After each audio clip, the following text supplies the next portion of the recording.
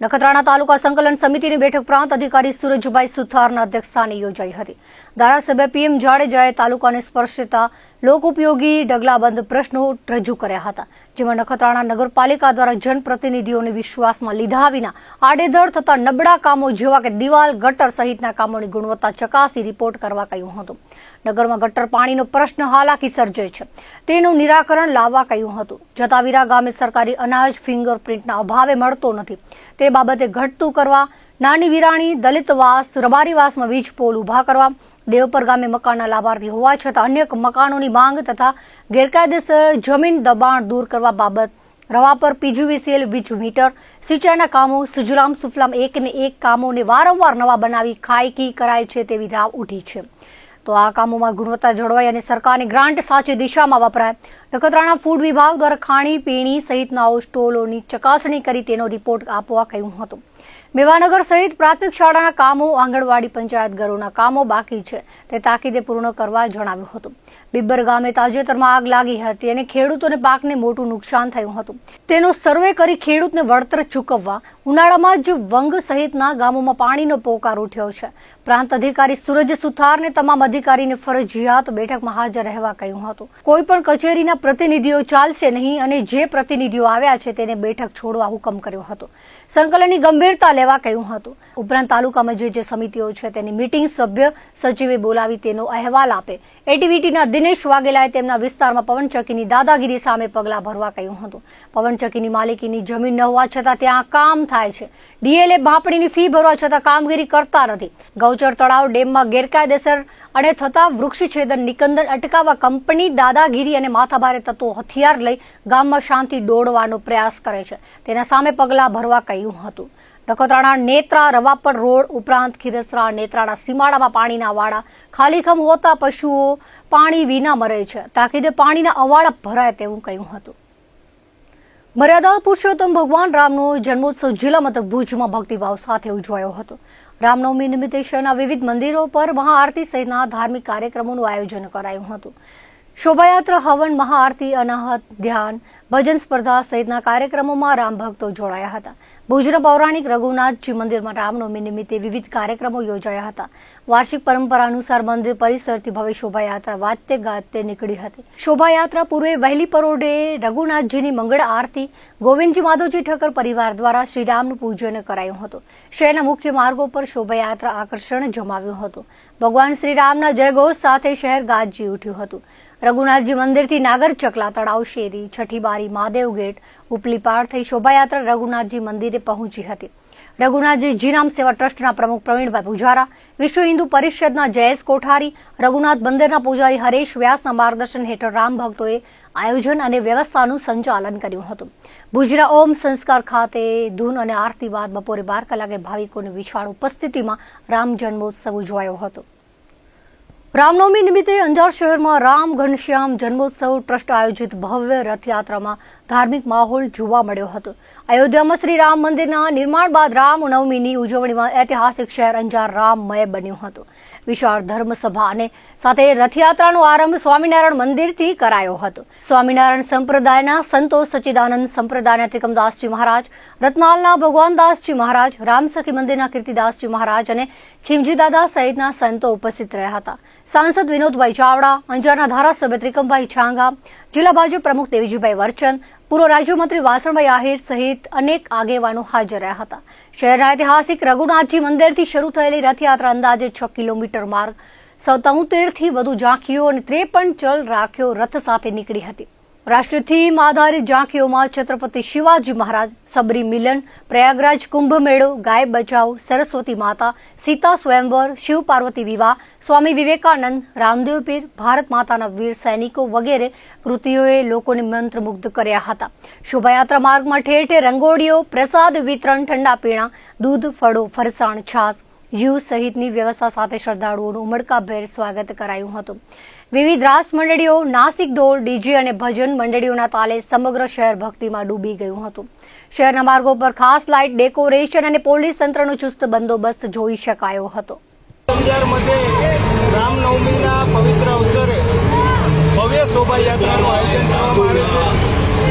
70 કરતા વધારે ઝાંખીઓ 4-5 કિલોમીટર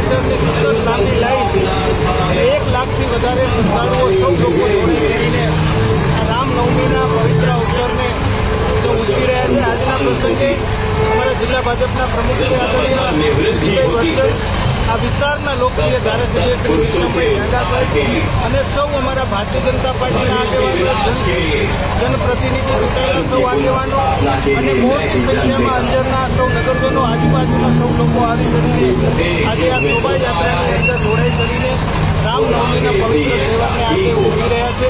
હું સૌને મારી હૃદયપૂર્વકની શુભકામના અને શુભેચ્છા પાઠવું. ગુજરાતની સૌથી મોટી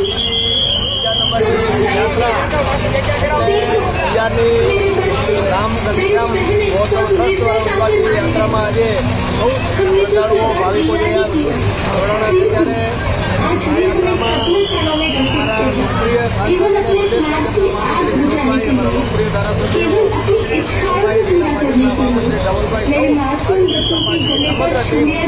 ગુજરાતની બીજા નંબરની સૌથી મોટી યાત્રા એમાં લગભગ 1 લાખ પવિત્ર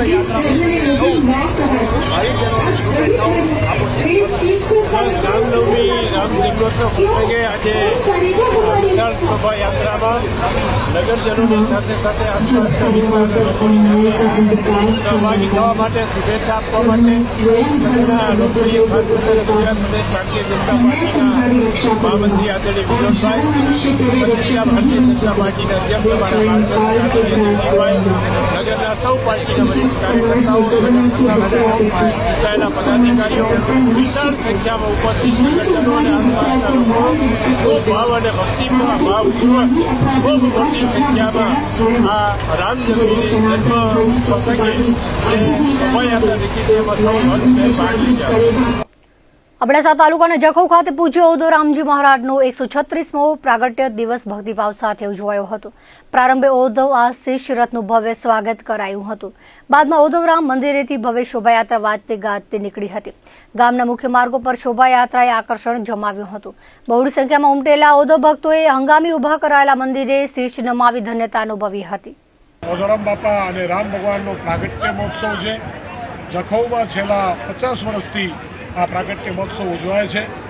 હજારો રામ પ્રેમીઓ, ઓધવ પ્રેમીઓ, સનાતન ધર્મના પ્રેમીઓ, ધર્મ પ્રેમીઓ પધારે છે અને સવારથી જેમ નદી સાગર જોડે મળે તેમ આજે સમસ્ત કચ્છમાંથી ફરતા ફરતા આગલા દિવસથી અહીંયા જેમ નદીઓ બધી સાગરને મળે છે એવી રીતે ગામડા અહીંયા સાગરરૂપી ભગવાન ઓધવરામના મંદિરે બધા ભેગા થાય છે. આપણે સૌ ઓધવરામ વાલરામના દર્શન કરીએ, રામના પ્રાગટ્ય મહોત્સવનું, ઓધવરામના પ્રાગટ્ય મહોત્સવનું આનંદ લઈએ અને આ પ્રાગટ્ય મહોત્સવ આજે 50 વર્ષ પછી આ મંદિર નૂતનીકરણ આકાર લઈ રહ્યો છે.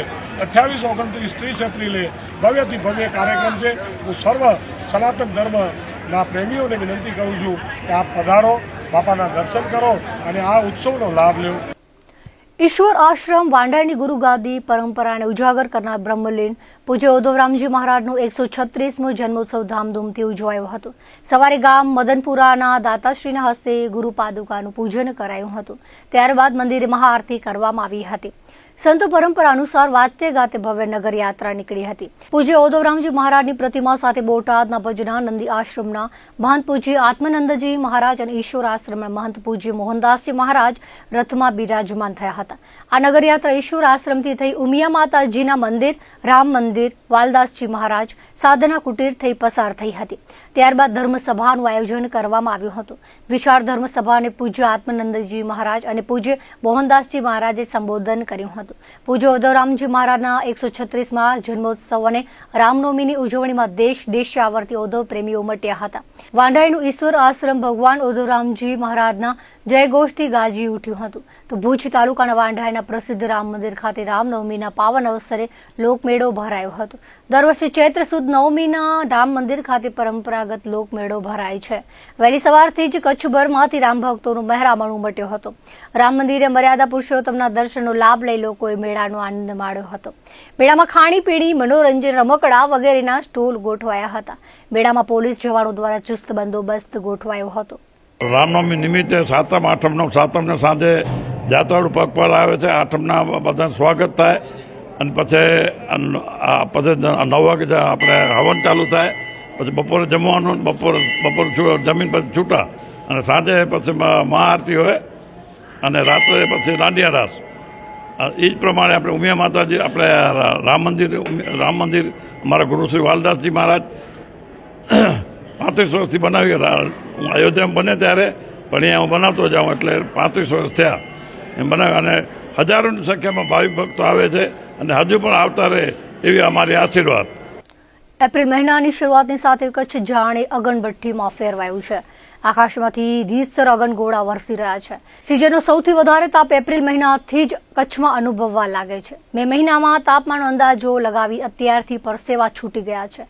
ખાસ કરીને બપોરના 12 થી 3 વાગ્યાના અરસા દરમિયાન અસહ્ય લૂ લાગવાના કારણે ચક્કર આવીને પડી જવું, ઝાડા ઉલટી, ડિહાઇડ્રેશન, બીપી ઘટી જવું સહિતના બનાવોમાં ઉછાળો આવ્યો છે, જેને પગલે 108ના કેસોમાં પણ વધારો થયો છે. તાપમાન 45 ડિગ્રીની આસપાસ અનુભવાય છે. આજે બપોરે 12 વાગે 42 ડિગ્રી તાપમાન નોંધાયું હતું. હવામાન વિભાગ દ્વારા કચ્છમાં રેડ એલર્ટ આપવામાં આવ્યું છે. નવાઈની બાબત એ છે કે સમગ્ર દેશમાં સૌથી ગરમ મથક તરીકે કચ્છની ગણના થઈ રહી છે. છેવાડાના વાગડથી સીમાડાના લખપત અને ભારત પાકિસ્તાનની સરહદે ખાવડાથી લઈ દરિયાકાંઠો ધરાવતા માંડવી સહિત સમગ્ર જિલ્લામાં જનજીવન પ્રભાવિત થઈ પડ્યું છે.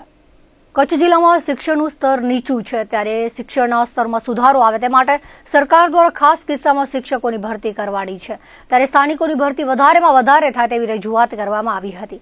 શિક્ષકોનો કાયમી પ્રશ્ન હલ થાય તે માટે દ્વિતીય પરીક્ષા પાસ કરનાર કચ્છના ઉમેદવારોની સંખ્યા ઓછી છે. ત્યારે 2018-19માં ટેટ પાસ ક્વોલિફાઈડ ઉમેદવારોને કચ્છની સ્થાનિક ભરતી તેમજ હંગામી જ્ઞાન સહાયકમાં પણ ઉંમર બાધ્ય વગર ટેટ અને ટાટ પરીક્ષા પાસ કરનારની ભરતી કરવામાં આવે તેવી માંગ કચ્છ ટેટ ગ્રુપ દ્વારા કરવામાં આવી છે. અમે આજે કચ્છ વિસ્તારમાં કચ્છના જે પણ ગામડા છે ત્યાં કને શિક્ષકોની જે ઘટ છે તે વહેલી તકે નિવારવામાં આવે અને કચ્છમાં શિક્ષકો કાયમી શિક્ષકો મળી રહે તે માટે આજે રજૂઆત કરવા માટે આવ્યા છીએ. હાલ કચ્છમાં 4500થી વધારે શિક્ષકોની ઘટ છે, તો અમારી એવી જ રજૂઆત છે કે કચ્છ જિલ્લામાં 1 થી કરીને 12માં બધા જ કચ્છમાં કાયમી શિક્ષકોને લેવામાં આવે. આજે અમે જિલ્લા પંચાયત પ્રમુખ સાહેબને મળવા માટે આવ્યા હતા અને 1 થી 12મા ધોરણમાં જે સ્થાનિક ભરતી છે તેમાં અમને જે સાહેબને વાત કરી તેમાં સારો પ્રતિસાદ મળ્યો. અમને એ જ પ્રોબ્લેમ થાય છે કે કચ્છમાં સ્થાનિક શિક્ષકો મળી રહે તો અમારા જે સ્થાનિક ઉમેદવારો છે એ બેરોજગારની ઘટ છે ને દૂર થાય. સૌ કચ્છની જનતાને આજે અમે કચ્છની જનતા વચ્ચે આજે અમે જિલ્લા પંચાયતમાં કચ્છના જે ટેટ અને ટાટના ઉમેદવાર છે એ બધા અમે ભેગા થયા હતા. હાલ ગુજરાત સરકાર દ્વારા જે કચ્છની સ્થાનિક ભરતી જાહેર કરવામાં આવી છે, તો આપણી કચ્છ એક અંતરિયાળ પ્રદેશ છે અને સરહદી જિલ્લો છે, એની અંદર ઘણા બધા શિક્ષકોના પ્રશ્નો રહે છે. હાલ આપણે ધોરણ 1 થી 8 જોઈએ, 9, 10 જોઈએ અને 11-12માં સતત એમાં કચ્છમાં જે શિક્ષકોનો ઘટ છે એ સતત ચાલ્યો રહે છે. બહારથી જે શિક્ષકો આવે છે એ સતત થોડાક વર્ષો રહી પોતાની બદલી કરીને ચાલ્યા જાય છે. તો હાલમાં સરકાર દ્વારા જે ભરતી જાહેર કરવામાં આવી છે સ્થાનિક ભરતી, એમાં અમે કચ્છ જિલ્લા પંચાયતના પ્રમુખ જનકસિંહ જાડેજાને મળી અને રૂબરૂ એમને એક આવેદનપત્ર થ્રુ વિનંતી કરીએ છીએ કે ટૂંક સમયમાં આ ભરતીમાં કચ્છના લોકોને અગ્રિમતા આપવામાં આવે અને ત્યારબાદ જે ધોરણ 9-10માં પણ આવી રીતે સ્થાનિક ભરતી થાય અને 11-12માં પણ આવી રીતે સ્થાનિક ભરતી થાય, જેના લીધે હંમેશ માટે કચ્છનો જે સ્થાનિકનો પ્રશ્ન છે એ જળવાઈ રહેશે અને કચ્છના શિક્ષણમાં પ્રગતિ થશે. દર્શક મિત્રો, આ હતા અત્યાર સુધીના કચ્છ ઉદય ટીવી ન્યૂઝ. ફરી મળીશું નવા સમાચારો સાથે, નવી અપડેટ સાથે. ત્યાં સુધી મને રજા આપશો. નમસ્કાર.